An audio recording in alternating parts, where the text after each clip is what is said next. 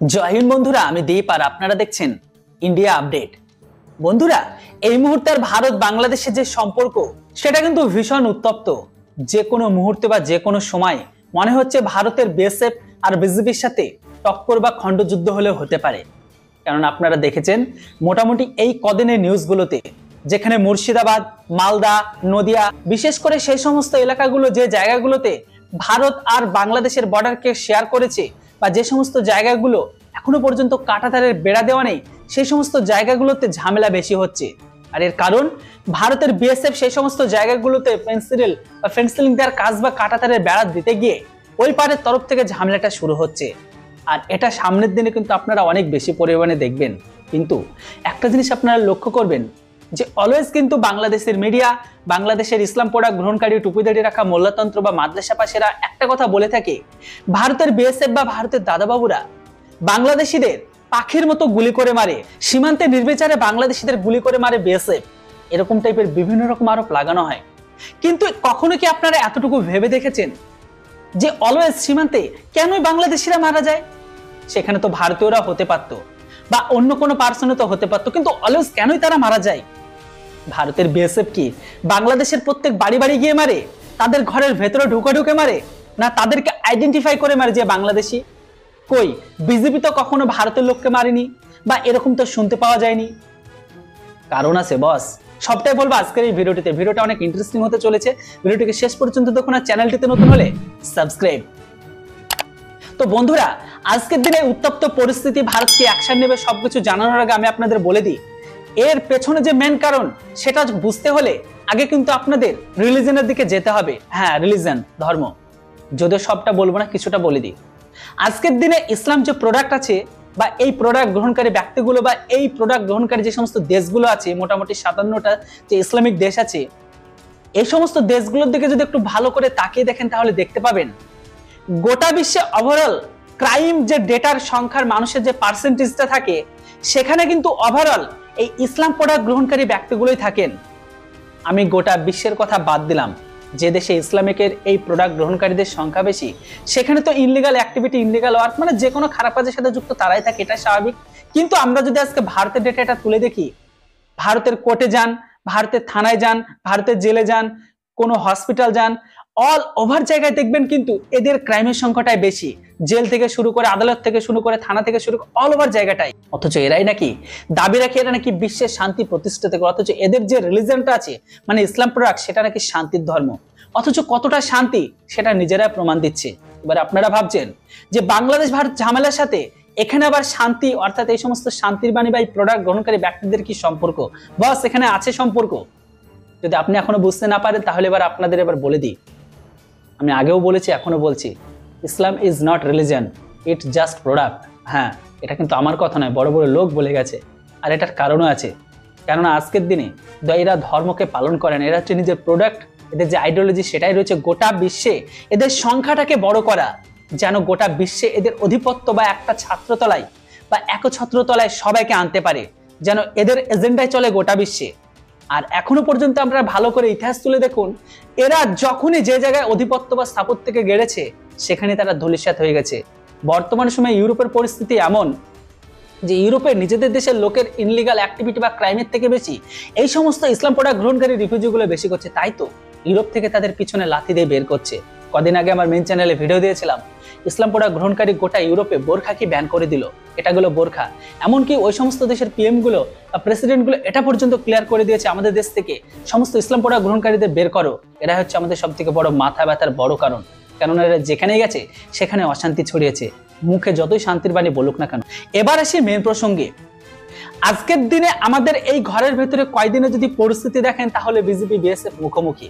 এই খবরগুলো যদি বাংলাদেশের মিডিয়ায় দেখেন তারা বলবে বিজেপির ভয়ে বিএসএফ পালিয়ে গেল সীমানা থেকে। আবার কখন এটা দেখবেন তাদের মিডিয়াতে এটাও দাবি হচ্ছে ভারতের একটি নদীকে তারা দখল করে নিয়েছে। এর উপর আমি কিন্তু তাদের একটি, যাই হোক, বিজেপির একটা উচ্চপদস্থ আধিকারিকের স্টেটমেন্টও দেখেছি, যার উপরে ভিডিও বানিয়েছি। কতটা সত্য মনে হচ্ছে না, কিন্তু অনেকটা সত্য বলে মনে হচ্ছে, কেননা সেখানকার বর্তমান সময়ে স্থানীয় লোকগুলো তারা পর্যন্ত এটা স্বীকার করেছে যে বর্তমান সময়ে বিজেপি মাইকে অ্যানাউন্স করে বলে দিয়েছে কোনো ভারতীয় জন এই পুকুরে মাছ ধরতে বা কোনো কাজ কাম করতে না নামে, কেননা সেটা এখন বিজেপির দখলে। এমনকি মালদার একটা ঘটনা আপনাদের নিশ্চয়ই মনে আছে, যেখানে চোরাকারবারিতে ধা করতে করতে ভারতের দুজন বিএসএফ তারা কিন্তু বাংলাদেশের ভেতরে ঢুকে পড়ে। আর ওই সমস্ত চোরাকারবারিদের সাপোর্ট করার জন্য ওই বাংলাদেশ এলাকা সংলগ্ন সমস্ত চোরাকারবারি ভারতের দুজন বিএসএফ এর উপর হামলা করে। বিজেপি সেখানে জাস্ট দর্শক হিসেবে ছিল, জাস্ট দেখছিল। তার মধ্যে একজন ভারতের একজন বিএসএফ এর কাছে থেকে শটগান ছিনে নেওয়ার চেষ্টা করে, যেখানে প্রথমের দিকে ছিল দুইজন বিএসএফ, একজনের কাছে ছিল ইনসেস রাইফেল, অপরজনের কাছে ছিল শটগান, যে ভিডিও ক্লিপটা আপনারা দেখেছেন। ওভারঅল যদি পরিস্থিতিকে আপনারা একটু ভালো করে লক্ষ্য করেন তাহলে দেখবেন আজকের দিনে ওভারঅল গোটা বিশ্বের ইসলামিক ব্যক্তিগুলো কিন্তু ইনলিগাল কাজের সাথে যুক্ত থাকে। এবার আসি মেন প্রসঙ্গে, যে আজকে বা এখন বা এই মুহূর্তে কেন ভারতের বিএসএফ এর গুলিতে সমস্ত বাংলাদেশি মারা যায়। দেখুন, ইসলাম আর টেরোরিস্ট একই মুদ্রা, রিপিট আর রিপিট। এই হিসাব বা এই থিঙ্কিং এ বিচার করে বিশ্বে বলুন বা সমস্ত জায়গায় বলুন, সমস্ত খারাপ কাজে যুক্ত কিন্তু ইসলামিক পার্সন গুলোই থাকে। বাংলাদেশ আর ভারতের যে বর্ডার লাগা যে সমস্ত সীমান্ত এলাকাগুলো আছে, বিশেষ করে বাংলাদেশের সেই সমস্ত মানুষগুলো অধিকাংশই ইনলিগাল কাজের সাথে যুক্ত। এরাই রাতে গরু চুরি করে, এপারে সে চুরি করে, মানে সমস্ত এ টু জেড খারাপ কাজের সাথে যুক্ত থাকে। এবার সমস্যাটা কোথায় জানেন? যে সমস্ত জায়গাগুলো এখন মধ্যে ফেন্সিডিল বা কাঁটাতারের বেড়া দেওয়া হয়নি, সে সমস্ত জায়গায় বিএসএফ দেওয়ার চেষ্টা করলে সমস্যাটা ওদের হবে। যতটা তারা সরাসরি ভারতের ভেতরে ঢুকতে পারতো সেটা তো তারা পারবে না, সেখানে আরো কঠিন হবে এই মুহূর্তে। তাই ওরা কখনোই ওটা চায় না যে যেন তেন প্রকারে এই মুহূর্তে বিজেপিকে হাতে করে যদি আমরা এটা থামিয়ে দিতে পারি তাহলে তাদের ইনলিগাল অ্যাক্টিভিটিটা আরো বেশি করে হবে। কেননা সেই দেশের বিজেপি বুঝে গেছে যে তাদের দেশে ক্ষমতা এসেছে বর্তমান সময়ে নোবেলজয়ী ইউনুস, মোহাম্মদ ইউনুস। এই শান্তির ছেলে প্রথমত কট্টর হিন্দু বিরোধী, ইসলাম পোড়া গ্রহণকারী, টেররিস্ট সমর্থনকারী একজন ব্যক্তি। ইনি প্রকাশ্যে বলে দিয়েছে তোমরা যা ইচ্ছা করো, কিন্তু এই মুহূর্তে জানাতন উপকারে ভারতের সাথে যেন একটা খণ্ড যুদ্ধ হোক বা যে কোনো একটা যুদ্ধ লাগাতেই হবে। প্রথম কারণ এটাই, এই মোহাম্মদ ইউনুস চায় না তার গদিকে ছাড়তে, যেখানে তাদের সংবিধান অনুসারে মাত্র 6 মাসের থেকে 3 মাসের মধ্যে ভোটকে করা উচিত, কিন্তু সেটা চায় না। মোহাম্মদ ইউনুস স্পষ্ট বলেই দিয়েছে যে আমরা আমাদের দেশের ভোট মোটামুটি 2 বছর লাগবে টাইম হতে, 2 বছর পরে আমরা এই ভোটের সিদ্ধান্ত নেব। আর ততদিন পর্যন্ত ক্ষমতায় রাখতে গেলে তাদের তো কোনো প্লে কার্ডকে চালাতে হবে, কারণ অপরদিকে আমেরিকায় ক্ষমতায় চলে এসেছে ট্রাম্প, আর ট্রাম্প আসার আগে কিন্তু ওয়ার্নিং দিয়ে দিয়েছে। এমতো অবস্থায় ভারতকে যেন তেন ভোরকে ফসকে যেভাবে হোক উস্কানি দিয়ে ভারতের তরফ থেকে যদি ব্যতিক্রম সেই দিনের কথা যদি বলি, সেই দিন যদি ভারতের বিএসএফ ওই সমস্ত মাদ্রাসা সাব বা ওই সমস্ত যে সমস্ত ইনলিগাল অ্যাক্টিভিটির সাথে যুক্ত ব্যক্তিগুলোর উপর গুলি চালিয়ে দিত, বা যে বা যারা ভারতের বন্দুককে চিনে নেওয়ার চেষ্টা করেছিল সেই দিন যদি গুলি চালিয়ে দিত, তাহলে বিজেপি আর বাংলাদেশের অন্তর্বর্তী সরকার গোটা বিশ্বের সামনে তাদের ইসলামিক যে একটা বিরল সংগঠন আছে বা মুসলিম ব্রাদারহুড, যে সমস্ত ইসলামিক কট্টরবাদী সংগঠন, তাদের সামনে প্লে কার্ডকে রেখে যে দেখো ভারত আমাদের নিরীহ মানুষের উপর গুলি চালিয়েছে, ব্যাস এই সংগঠনকে লাগিয়ে দিয়ে ইউএনএ ভারতের খেলাফ কমপ্লেন করে একটা নতুন মহড়াকে তৈরি করত। ওই মহড়াকে দেখে তারা আরো তাদের গদিকে শক্ত করত। কিন্তু ভারতের চালটা অনেক আগেই বুঝে গেছে, তাই ভারতের বিএসএফ সেদিন গুলি চালা। যদিও আমাদের এই মুহূর্তে ভারতের সেনা হোক বা আধা সেনাকে সম্পূর্ণ অর্ডার দেওয়া আছে যে আপনার যদি আগ্নেয়াস্ত্রকে কেউ ছিনিয়ে নেওয়ার বা কিছুটা জোরপূর্বক কেড়ে নেওয়ার চেষ্টা করে আপনি সোজাসুজি তাকে গুলি করুন। আর এই জন্য এই মুহূর্তে সব থেকে বেশি বাংলাদেশি মারা যায়, কারণ এই সমস্ত বাংলাদেশি গরু চোরকারী বা ইনলিগাল কাজের সাথে যুক্ত ব্যক্তিগুলো তারা তো ইনলিগাল ভাবে কাজ করেই, প্লাস তারা কিন্তু ভারতের ভেতরে ঢুকে যখন এই গরু পাচার করতে যায় বিএসএফ কে তাদের যে সমস্ত দেশীয় অস্ত্র সেগুলো দিয়ে আক্রমণ করে, আর বিএসএফ বাধ্য হয়ে গুলি করে। এখনো পর্যন্ত আজ থেকে 2 সপ্তাহ আগে পর্যন্ত বিএসএফ এর কাছে পারমিশন এটাই ছিল, আপনাদের উপর কেউ যদি হামলা করার চেষ্টা করে আপনি অবশ্যই গুলি করুন নিজের প্রাণ বাঁচানোর জন্য, এমনকি আগ্নেয়াস্ত্রকে সেপারেট রাখার জন্য। সেক্ষেত্রে গুলি করার নির্দেশ ছিল কোমর থেকে পা পর্যন্ত। কিন্তু গত কিছুদিন এই যে পরিস্থিতি, সেই পরিস্থিতির পরে নির্দেশ দেওয়া হয়েছে এবার আপনারা গুলি করার নির্দেশ কোমর থেকে নিচে নয়, বুকেও করতে পারেন, মাথায়ও করতে পারেন।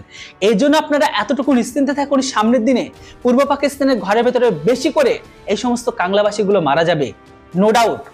আর এই ঘটনার পরে থেকে এখন ভারতের বিএসএফ করা পদক্ষেপ উঠিয়ে নিয়েছে, সমস্ত জায়গায় ড্রোন চালিয়ে দিচ্ছে, এমনকি এক জায়গা থেকে মনিটর করছে যে এখন যে কোনো জায়গায় যদি কোনো বাংলাদেশি এরকম ইনলিগাল অ্যাক্টিভিটির সাথে যুক্ত হয় তাহলে বিএসএফ নো ওয়ার্নিং সোজা গিয়ে ঠোকাই করো। এই ঠোকাইয়ের উপর কিন্তু আমি আমার মেন চ্যানেলে একটি ভিডিও দিয়েছি, যে ভিডিও আপনারা যদি না দেখে থাকেন তাহলে অবশ্যই গিয়ে দেখে নিন। তাই সামনের দিন আপনারা এতটা নিশ্চিত থাকুন যে আরো বেশি করে বাংলাদেশি মারা যাবে।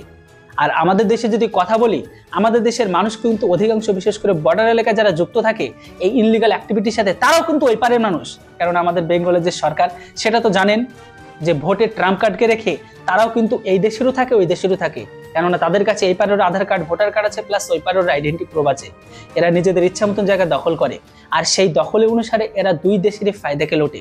তাই বর্তমান সময়ে আমাদের দেশে থেকে বেশি ওই দেশেরই মানুষ মারা যায়, আর যে সমস্ত মানুষগুলো মারা যায় তারা অধিকাংশ কিন্তু ইসলাম প্রোডাক্ট গ্রহণকারী টুপিদার এলাকা ব্যক্তি, যেটা আপনারাও জানেন। আর এই কারণে আমি প্রথমে বলেছিলাম যে রিলিজনের সাথে কি সম্পর্ক আছে। আমি বলেছিলাম সমস্ত খারাপ কাজের সাথে যুক্ত এরাই থাকে, তা মারাটা ভাই কে যাবে? আমি যাবো না, আপনি যাবেন? ওই সমস্ত মানুষগুলোই যাবেন। কেননা বিএসএফ তো কারো বাড়ি গিয়ে বাংলাদেশের ঘরে ঘরে ঢুকে মেরে আসে না। আপনারা ইনলিগাল কাজ করতে আসেন, সেই জন্যই বিএসএফ আপনাদের গুলি করে মারে। শুধু ইনলিগাল কাজ নয়, বিএসএফ এর পরে হামলা করতে আসে। যে ভিডিও ফুটেজ আপনারা দেখেছেন যে একজন বাংলাদেশি ইসলামিক কট্টরবাদী টেরোরিস্ট, সে ভারতের বিএসএফ এর কাছে থেকে শটগান ছিনিয়ে নেওয়ার চেষ্টা করছে। তো এমতো অবস্থা তাকে কি করবে?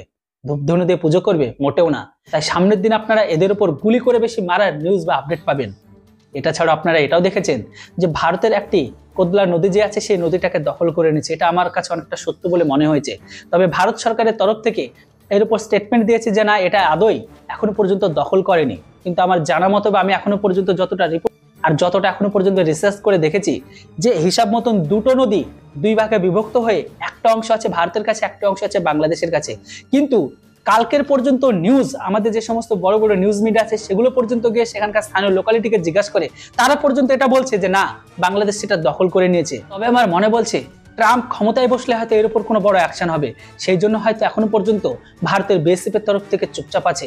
তবে এতটুকু নিশ্চিত থাকুন, ভারতের এক টুকরো জমি কাউকে নিয়ে যেতে দেব না। কেননা মালদার আমার একটা ঘটনা দেখি, বাংলাদেশের ইসলাম প্রোডাক্ট গ্রহণকারী কট্টরবাদীগুলো ভারতের উপর হামলা করতে চলে আসে এই ফেন্সিলিংকে কেন্দ্র করে। সেখানকার স্থানীয় মালদার লোকাল বাসীগুলো আর বিএসএফ কে সাথে দিয়ে বিজেপিও লেজ গুটিয়ে পালায়। সেখানকার ইসলামিক প্রোডাক্ট গ্রহণকারী কট্টরবাদীগুলো বা উগ্রবাদী সমর্থন মানুষকে তারাও কিন্তু পালিয়ে যায়। যেটাও বন্ধুরা এবার আপনারা বলুন, এই মুহূর্তে ভারত সরকার যে চুপ আছে বা এখনো পর্যন্ত সাইলেন্ট আছে, এটা কি বড় কোনো আরো কিছু দিকে ইশারা দিচ্ছে না? আমার তো মনে হয় আরো বড় কিছু হতে চলেছে। যেটা বন্ধুরা এবার আপনাদের মতামত কেউ লিখতে ভুলবেন না। ভারতের যে এত বড় একটা কোদলা নদীকে ছিনিয়ে নিল বা দখল করে নিল, এটা কবে ভারত ফেরত নেবে? না ভারত এইভাবেই এটাকে ছেড়ে দেবে? আপনাদের মতামত অবশ্যই কমেন্ট বক্সে লিখে জানান। Thanks for watching. জয় হিন্দ, বন্দে মাতরম।